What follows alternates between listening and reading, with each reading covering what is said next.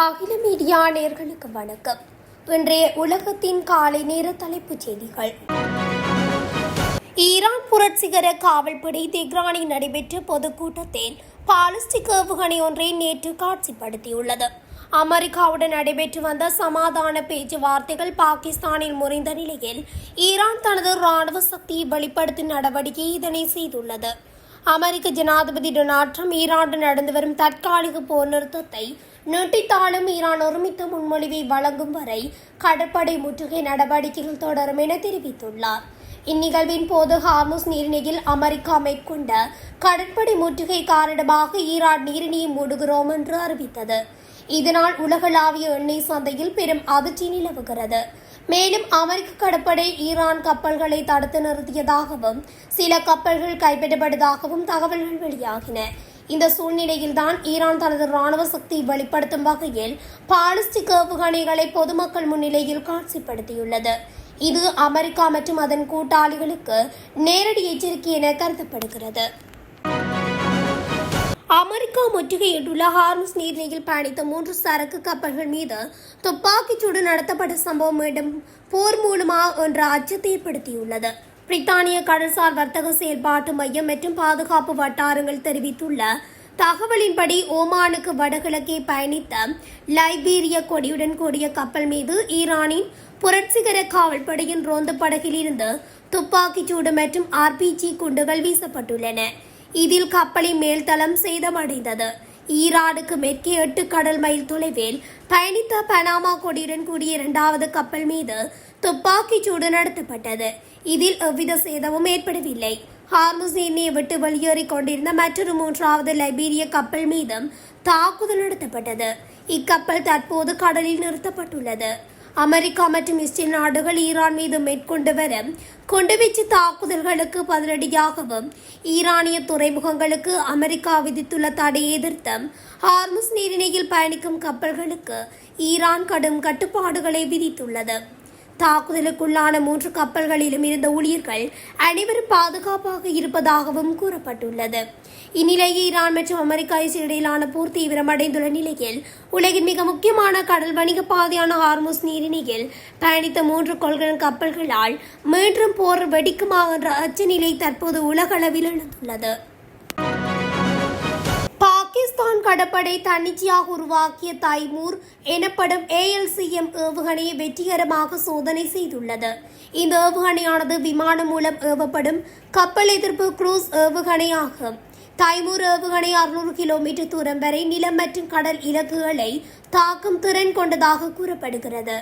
April 21 அன்று நடைபெற்ற இந்த சோதனை பாகிஸ்தானின் கடற்படை திறனை உயர்த்தும் என கருதப்படுகிறது.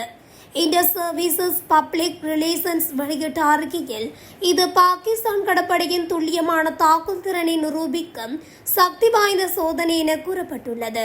இந்த சோதனை பாகிஸ்தான் கடற்படையின் தூரத்திலிருந்து தாக்கும் திறனை வலுப்படுத்துகிறது. இதனால் எதிரி கடற்படை அணிவகுப்புகளை பாகிஸ்தான் விமானங்கள் தங்கள் வான்வெளிக்குள் இருந்தபடியே தாக்கும் திறன் இதனால் பெறுகின்றன. ஹார்முஸ் நீரிணையை மீண்டும் திறப்பதன் மூலம் அப்பகுதியில் அமைதியை நிலைநாட்ட வேண்டும் என்று சீன ஜனாதிபதி ஜி ஜின்பிங் கோரிக்கை விடுத்துள்ளார். சவுதி அரேபியாவின் பட்டத்து இளவரசர் முகமது பின் சல்மானுடன் மேற்கொண்ட தொலைபேசி உரையாடலின் போது இந்த பாதையின் இயல்பு நிலை பிராந்திய நாடுகள் மற்றும் சர்வதேச சமூகத்தின் பொதுவான நலன்களுக்கு அவசியமானது என வலியுறுத்தினார். அமெரிக்க ஜனாதிபதி டொனால்ட் ட்ரம்ப் சமூக ஊடகங்களில் நான் போரில் வெற்றி பெற்று வருகின்றேன் என பதிவிட்டு வரும் நிலையில் சீனாவின் இந்த நிதானமான அணுகுமுறை சர்வதேச அரங்கில் பெய்ஜிங்கை பொறுப்புள்ள ஒரு சக்தியாக காட்டிக்கொள்ளும் முயற்சியாக ஆய்வாளர்களால் பார்க்கப்படுகிறது. போரில் யார் வெற்றி பெறுவார் என்பதில் ஆர்வம் காட்டாத சீனா தனது எரிசக்தி பாதுகாப்பிற்கு அச்சுறுத்தல் ஏற்படக்கூடாது என்பதில் உறுதியாக உள்ளமை குறிப்பிடத்தக்கது. அமெரிக்காவுடனான போர் நிறுத்தத்தை நீடிப்பது குறித்து ஈரான் இன்னும் எந்த அதிகாரப்பூர்வ நிலைப்பாட்டையும் அறிவிக்கவில்லை. போர் நிறுத்தத்தை நீடிக்க ஈரான் அதிகாரப்பூர்வமாக ஒப்புக்கொண்டுள்ளது என்று சில ஊடகங்களில் செய்திகள் வெளியான போதிலும் இந்த விவகாரம் குறித்து ஈரான் இஸ்லாமிய குடியரசு இதுவரை எந்த அதிகாரப்பூர்வ நிலைப்பாட்டையும் அறிவிக்கவில்லை. சில ஊடகங்களில் ஈரான் வெளியுறவு அமைச்சகத்தின் செய்தி தொடர்பாளர் கூறியதாக வெளியான ஒரு செய்தியும் தவறானது. இதன் காரணமாகவே அதே ஊடகங்கள் அந்த செய்தியை நீக்கியுள்ளன. போர் நிறுத்தத்திற்கான ஈரானின் அதிகாரப்பூர்வ ஒப்புதல் குறித்து ஈரான் வெளியுறவு அமைச்சகத்தின் செய்தி தொடர்பாளர் இஸ்மாயில் பகாயி எந்த அறிக்கையும் வெளியிடவில்லை. போர் நிறுத்தத்தை நீடிப்பது குறித்து அமெரிக்க ஜனாதிபதி டொனால்ட் ட்ரம்பின் கூற்றின் பல்வேறு அம்சங்களை ஈரான் தற்போது ஆராய்ந்து வருகிறதாகவும் ஊடகம் மேலும் குறிப்பிட்டுள்ளது. ஈரான் இஸ்லாமிய புரட்சிகர காவல்படையினர் கார்முஸ் ஜலசந்தியில் 2 கப்பல்களை சிறைப்பிடித்து வந்துள்ளனர். அவற்றில் ஒன்று இந்தியாவை நோக்கி வந்த கப்பலாகும்.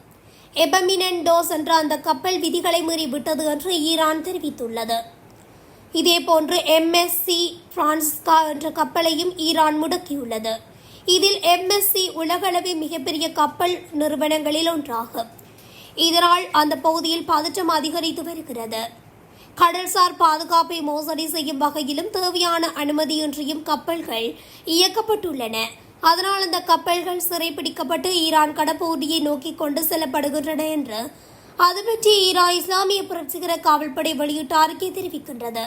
ஹார்முஸ் ஜலசந்தியில் ஒழுங்கு மற்றும் பாதுகாப்பை சீர்குலைப்பு என்பது எங்களுக்கான எச்சரிக்கை வரம்பாகும் என்று அந்த அறிக்கை கூறியுள்ளது. இது தவிர ஜுபோரியா என்று பெயரிடப்பட்ட கிரேக்க நாட்டுக்குரிய 3வது கப்பல் ஒன்றையும் சிறைப்பிடித்த ஈரான் அதனை தன்னுடைய கடற்கரைக்கு கொண்டு சென்று நிறுத்தி வைத்துள்ளமையும் குறிப்பிடத்தக்கது. தமிழகத்தில் இன்று சட்டமன்ற தேர்தல் நடைபெறவுள்ளது. இதற்கான பாதுகாப்பு பணிகளுக்காக 1,47,00,000 போலீசார் ஈடுபடுத்தப்பட்டுள்ளனர். தமிழகத்தில் 5,73,43,291 வாக்காளர்கள் இருக்கின்றனர். அவர்கள் வாக்களிப்பதற்காக தமிழக மாநிலம் முழுவதும் 75,064 வாக்களிப்பு நிலையங்கள் ஸ்தாபிக்கப்பட்டுள்ளன. பதற்றமான வாக்களிப்பு நிலையங்களாக அடையாளம் காணப்பட்டுள்ள இடங்களில் துப்பாக்கி ஏந்திய துணை ராணுவ படையினரும் தமிழ்நாடு சிறப்பு போலீஸ் படையினரும் பாதுகாப்பு பணியில் ஈடுபடுகின்றனர். வாக்களிப்பு தினமான இன்று மாநிலம் முழுவதும் விசேட அதிரடிப்படை வீரர்கள் 514 வாகனங்களில் கண்காணிப்பு பணிகளில் ஈடுபட உள்ளனர். ஏதாவது ஒரு பகுதியில் பிரச்சனைகள் அல்லது சம்பாவிதம் ஏற்பட்டால் உடனடியாக நிலைமையை சீர் செய்வதற்கான ஏற்பாடுகளும் மேற்கொள்ளப்பட்டுள்ளன.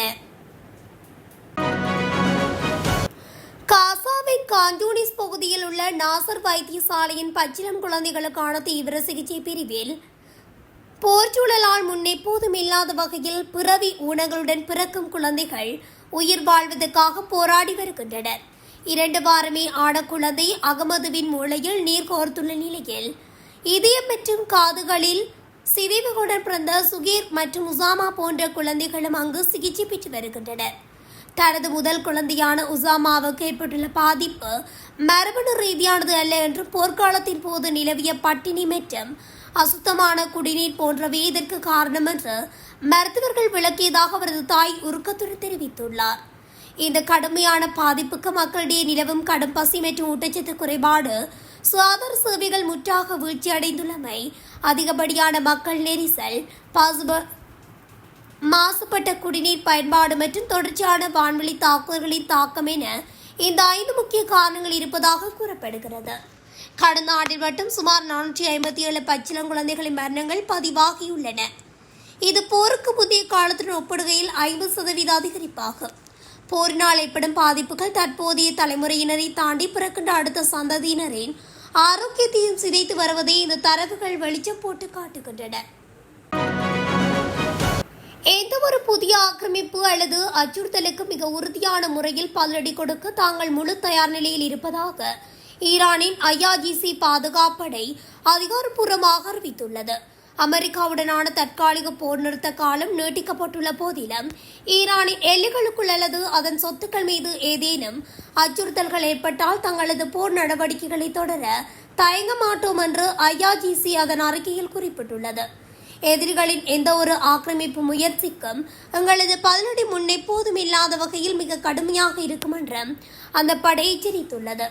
அத்துடன் எங்களுடைய நிலத்தை தாக்குவதற்கு எதிரிகளுக்கு தங்களுடைய நிலத்தை பயன்படுத்த அனுமதித்தால் அந்த நாடுகளின் மீது தாக்குதல் நடத்துவோம் என்றும் வளைகுடா பிராந்தியத்தில் உள்ள அமெரிக்காவின் நட்பு நாடுகளான சவுதி, பஹ்ரைன், கத்தார், ஓமான் போன்ற நாடுகளுக்கு ஈரானின் ராணுவ பிரிவு எச்சரிக்கை விடுத்துள்ளது.